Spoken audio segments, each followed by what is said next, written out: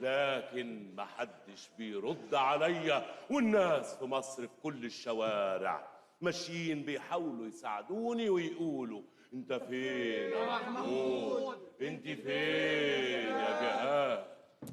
انت فين يا محمود؟ سلامة، ازيك يا سلامة؟ ايه ده؟ الصوت ده انا مش عارفه.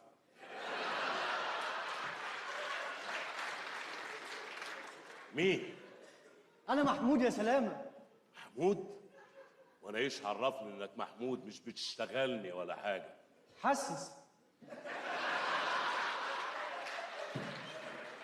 انا روايه محترمه عيب. لا أنت فهمتني غلط، يعني المسني عشان تتأكد إن أنا محمود. المسج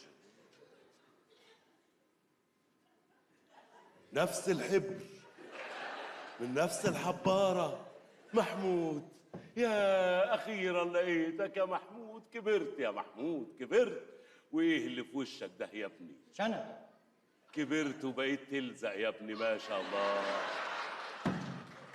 وشغال فين دلوقتي يا محمود؟ أنا بشتغل قائد جيوش مصر مع الأمير عز الدين أيبك. قائد جيوش مصر؟ والشغلانة دي قرشها حلو يعني؟ مش مهم الفلوس، المهم مصر يا سلامة.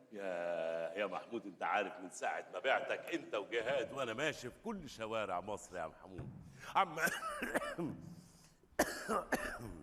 عمال انادي واقول انت فين يا محمود؟ انت فين يا جهاد؟ سلامة، أنا هنا يا سلامة.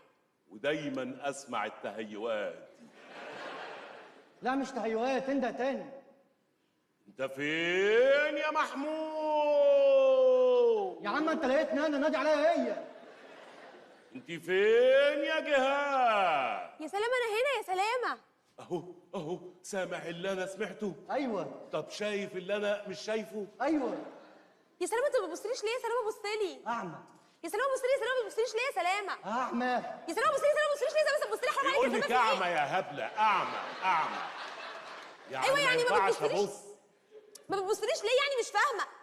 دي اتجننت البت باين ولا ايه؟ ادخلي جوه. مش هدخل. بقول لك خشي جوه. انت فاكره نفسك ايه، اميره؟ ده انت جاريه جربانه. خشي جوه كملي الرعب.